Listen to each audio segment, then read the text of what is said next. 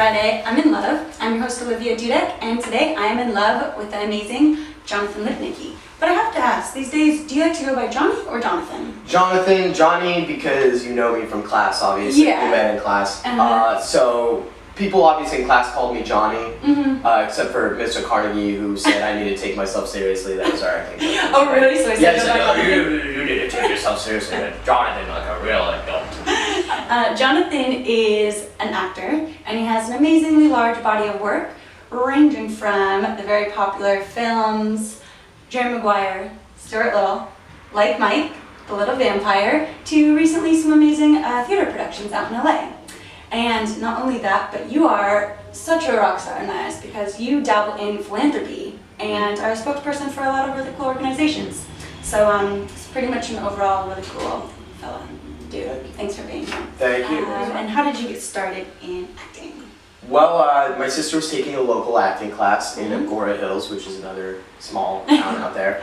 And she would come out of acting class, and I noticed how much fun she had in there. And she was always smiling. And I asked my mom if I could try it, but I was at the very young age of 4 and 3/4. And so my mom's like, you're too young right now. But the acting coach thought I had a lot of charisma, so she wanted me to try it anyway. Totally. And I tried it, and immediately I told my mom I wanted to pursue this and that I loved it.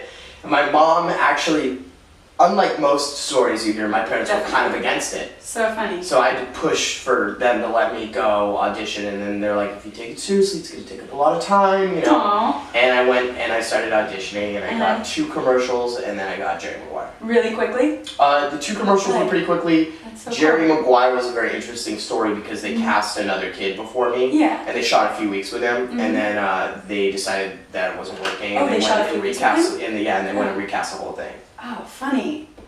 What would you say would be the hardest fall you've taken or lowest low you've had? Okay, so a lot of people in this town, I feel like, try to posture and act like everything's great when it's not, or they're at some career high when they're really not. With me, I'm going to be completely honest with you viewers, and I did it on the last podcast I was on. I hit my lowest low pretty recently, about 2 months ago. In the same week and a half, my girlfriend broke up with me and my agent dropped me out of nowhere. And I'd never been dropped by an agent, and both broke up with me over the phone. And No. yeah, and so I was pretty, I was really sad. I was really, really sad. I'm a really optimistic person, and a lot of times I find a way and like, it's gonna be fine. This is the one point in my life where I didn't know if everything was gonna be okay.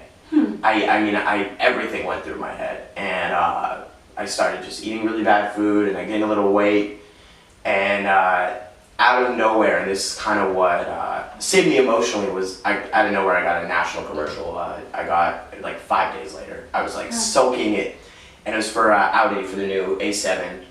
And I would gain a little weight, and I found out I had to be shirtless. So I lost all the weight I gained, like, I don't know, 10, 12 pounds in like 3 or 4 days. It was insane.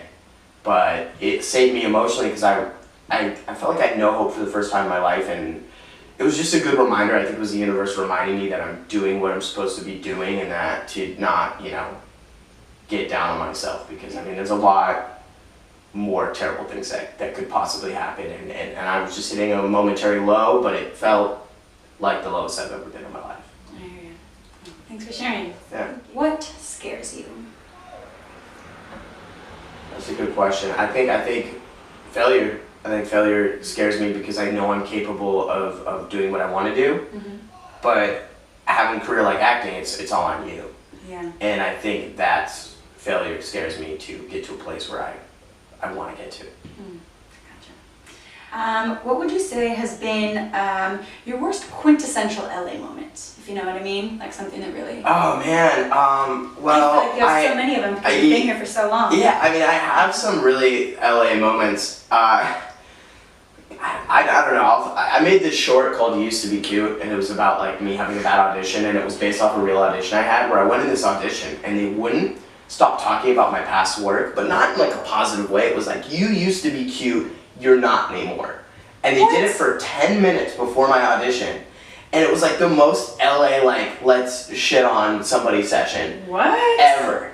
And it was just, I was like 19 years old. I'm like, what am I gonna be able to like read? You know, they keep going on and on about it. True. Yeah. Were they talking to you or amongst themselves? No, to me directly. Wow. They were like, you know, like I saw you on TNT last night. Jerry Maguire was on. You used to be cute. What? That's insane. Yeah, it went on forever. Oh, did you say anything smug? Anything? Nothing. I just tried to like make a joke out of it because that's usually how I am, and like in a not yeah, I was just like, I know what happened. Yeah. Like, you know, and then just like fell flat. And then you know what the feedback was that I was a jerk because I didn't want to talk about my past. Oh, such a jerk. Such a jerk. dick. And so yeah, so I mean it really sucked. I guess that was your quintessential like, I don't know, entourage-y type like someone just berating me forever. And so disrespectful. It felt like it was an hour. It was probably like 15 minutes, but it was terrible. I don't get in what world someone thinks that's okay. Like, had you known anything about their past, you could like, I'm sure that would make them so uncomfortable in a heartbeat. Yeah. Yeah. Crazy. Huh, thanks for sharing. Yeah. Okay. Well, on the flip side, what would you say has been the best quintessential LA moment? It was quintessential. Yeah, meeting you. In our beginning class. Friday, I'm in love with you. I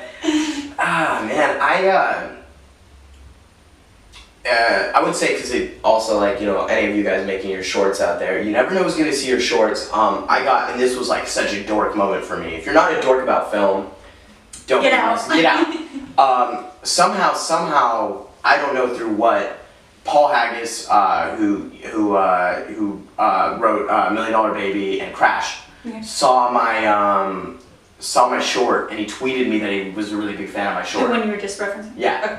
And so like that's an actual positive side of that situation. Totally, yeah. And so that meant a lot. Like, I mean, like I was on set and I would go out like side and just sit down because I was like, that's awesome. Aww. That for me was like such a cool moment because I'm such a big fan, and I'm such a dork about film that it was a really cool moment. It was, Nice. and I don't know, that just made me feel really happy because you never know who will see your short. You put it on the internet, Twitter, whatever. You never know who it. Because apparently it was like someone from class tweeted it, and he followed someone that followed them or something, and someone retweeted it, and through retweets, he saw it. So you never know, and I think it's a great, you know, positive side of that other story. I love that. Yeah. Cool. What would you say is the toughest thing about acting in the medium of film versus the toughest thing or hardest thing about performing live theater? Like, is there one thing that really stands out about each? Yeah, I mean, or is it the same? Performing live, the cool thing about it is you do have like those weeks and weeks of preparation. Where an audition you could have gotten the night before, and maybe you're not completely like you make your choices, but still it's not like you're completely settled in that character. I see. And then You mean like you book it and then you then you film start it? like then you start really getting to like, but what I like about live is, I mean, it's immediate feedback. Sometimes film you kind of film it and it goes in the can and you wait for years. Sometimes, you know, I have a movie that I did 4 years ago with like a pretty notable cast, and it hasn't seen the light of day. Really? You never know. Yeah. Like zero distribution. Yeah. They said like I keep hearing every year that I got some deal and it was supposed to come out, and then Funny. and then I just don't know about it anymore. So. And obviously that's a great cast. Yeah, so it's like, it's weird, you know, but you know, I love both. Honestly, I love film more because I started with it. It has a special place in my heart. But theater I look at as like really the proving ground as an actor. There's parts of each that are really difficult, but I mean, theater is really hard. Yeah. It's really hard to consistently, no matter what's going on in your life, go on stage and go, okay, I just broke up with my girlfriend, or my girlfriend just broke up with me, or I'm having a fight with my roommate, and then you have to go and be like the happiest person or opposite of exactly what you're, you know, doing. And you kind of got to embrace whatever mood you're in and go, fuck it, I have to go do this. This is my job. Yeah. Cool. What advice would you like to give to the actor, maybe just starting out, or thinking of moving to LA, or just kind of in the beginning stages? Make sure you really, really want it. It's not gonna be pleasurable if you just are like, well, I kind of want to be famous. You know, it's not. If you really love acting and the art of acting, then this is the right thing for you. If you want to be famous, don't do it. If you love acting but you don't love it as much as the trials you'll have to go through, then don't do it. Really make sure you want to do it. And if you move to LA, be prepared for it to take a long time. And as you know, as I know, it's a process. Yeah. And it's sometimes a very slow process. But you know what? The more you wait around, the harder it's going to get, because it is an industry of young people, and to get your foot in the door young is very important. Yeah. Thank you. And something we were talking about earlier, just in terms of the different places that you can pursue acting, like LA versus New York, or all the little hubs that are popping up that people are saying, oh, you could be a bigger fish in a smaller pond kind of thing. How do you feel about that? You think? I don't know. I think LA is really where it's at. New York obviously does have a certain industry. I think LA is really where it's at. New York definitely second, but other than that, I really think that if you're really serious about it, it's not about being a big fish in a small pond. It's about having the opportunities. And why would you go somewhere where you have a smaller pond but you don't have as many opportunities? Like that's still kind of shooting yourself in the foot, in my opinion.